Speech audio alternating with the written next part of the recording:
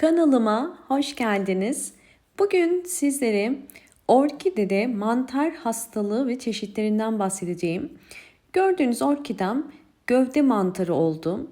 Gövde mantarı genelde orkidenin herhangi bir belirtisi yokken birdenbire gövde kısmında, bakın gösterdiğim kısımda su toplayıp yaprakların hızlı bir şekilde düşmesi ve dökülmesine biz gövde mantarı diyoruz. Daha yakından gösterdiğim zaman bakın gövde kısmının su topladığını, yani bir enfeksiyon olduğunu gösteriyor bu bize. İkinci mantar hastalığı ise genelde orkidenin yaprakları uç kısmından birdenbire sararmaya başlar ve bu sararma hızlı bir şekilde olur ve daha sonra çiçeklerini hızlı bir şekilde döker.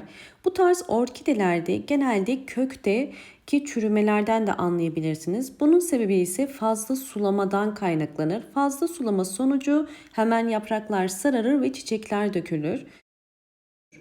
Hemen sizlere bugün özellikle orkidelerinizde mantar hastalığı için tarçından bahsetmek istiyorum. Tarçın benim orkidelerimde uzun yıllardır kullandığım bir yöntem.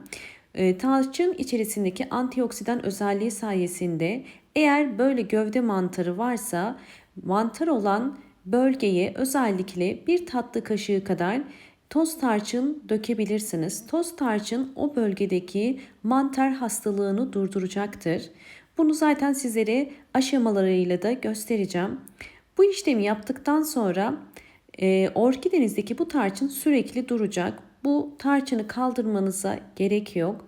Dikkat etmeniz gereken, bakın sulamayı sadece kenarlardan yapıyorsunuz. Yani tarçını ıslatmıyoruz. Ve özellikle bu tarz orkideleri bol ışık alan bir pencere kenarına koymanız gerekiyor. Ve özellikle sulamayı da kesinlikle durdurmanız gerekiyor. Sulamayı sadece köklere bakarak yapın.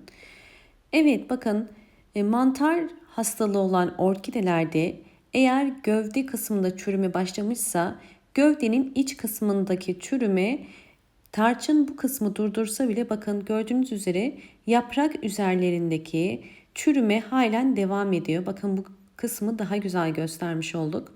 Gördüğünüz üzere bakın bu kısımda zaten henüz tarçının sadece 2 gün geçti ve gördüğünüz üzere bu bölgedeki özellikle yaprak üstlerindeki enfeksiyon devam ediyor. Bakın gördüğünüz üzere uç kısmında bir kuruma var. Fakat sadece bakın şöyle yakından da göstereceğim size. Şu gördüğünüz bölge kurumuş. Fakat üst kısmındaki çürüme, bakın gövde kısmındaki çürüme siyahlıkla zaten belli ediyor. Bu artık yaprakların kendini bıraktığını gösteriyor. Tarçının buradaki amacı orkidenin gövde mantarının daha fazla ilerleyip bütün yapraklarını dökmesini engellemek, yani o enfeksiyonlu bölgeyi kurutması. Gördüğünüz üzere bakın kuruma başlamış fakat daha önce mantar üst kısma doğru ilerlediği için yapraklar, eğer gövde kurusa bile yapraklar çürümeye devam edecek. O yüzden ben yaprakların kopardım. Bakın görüyorsunuz özellikle bu kısımdaki yaprağın içerisindeki çürümeyi aldık ve şimdi buraya daha yakın, rahat bir şekilde toz tarçın dökebiliriz. Özellikle gövdenin içindeki yaprakları çıkardığımız için şimdi daha fazla toz tarçın döküyorum. Böylelikle mantarı tamamıyla durmasına yardımcı olacağız. Evet, bu şekilde ve bol ışık alan bir yere koyuyorum. Evet, aradan birkaç gün daha geçti ve bu yaprakta bakın gördüğünüz üzere mantar artık kurumaya başladı. Fakat yaprak zaten dibinden çürüdüğü için bakın görüyorsunuz, şöyle çektiğim zaman hemen geliyor. Gördüğünüz üzere bakın artık herhangi bir ıslaklık ve çürüme yok. Tamamıyla mantar kurumuş. Hemen şöyle yakından da gösteriyorum. Bu tarçının işe yaradığını gösteriyor. Buradaki amacımız zaten mantarı kurutmaktı. Bakın şöyle elimle kopardığım zaman kuruduğunu sizler de fark ediyorsunuz. Yapraklarımızı kaybettik fakat bu önemli değil. Çünkü orkide eğer gövde mantarı geçiriyorsa artık gövdenin iç kısmından yaprak çıkaramayacağı için mutlaka kenarlardan keyiki çıkarır. Bakın sağ ya da sol köşeden mutlaka bir tane ya da ikişer tane keyiki çıkaracaktır. Bu da ikinci bir orkide demek.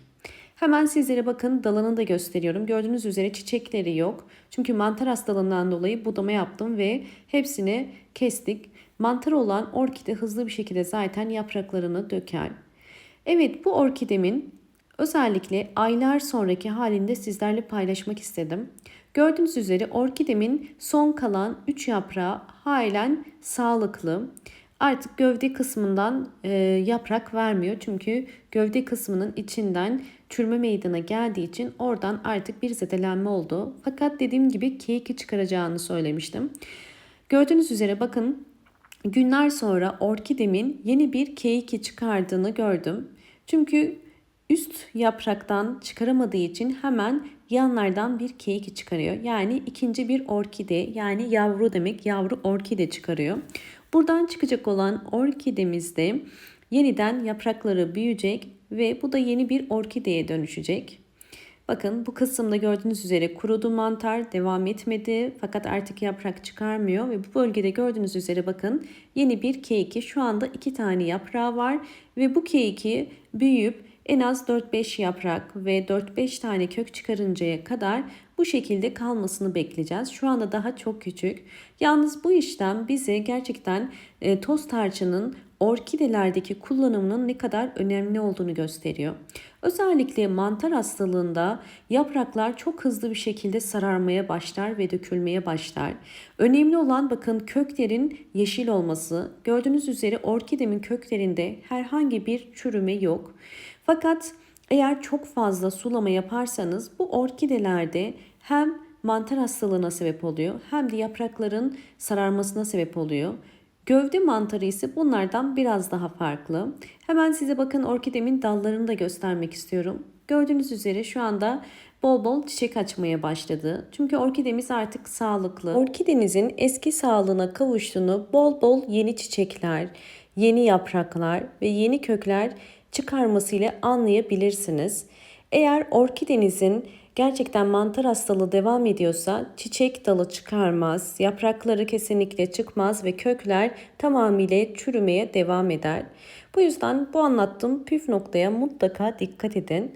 Orkidelerinize bu aşamada mutlaka bir 20 günde bir muz kabuğu suyu vermeyi de unutmayın. Muz kabuğu suyu gibi sıvı bitki besinleri de orkidenin kendisini hızlı bir şekilde toparlamasına yardımcı olacaktır. Umarım bu anlattığım bütün bilgiler sizler için faydalı olmuştur. Videomu buraya kadar izleyip beğendiyseniz eğer beğen tuşuna basıp kanalıma da abone değilseniz eğer bana destek olmak için abone olmayı unutmayın. Yeni videolarımdan haberdar olmak için zil sesini açık konuma getirip ve bol bol yorumlar yapabilirsiniz. Hoşça kalın, sağlıkla kalın.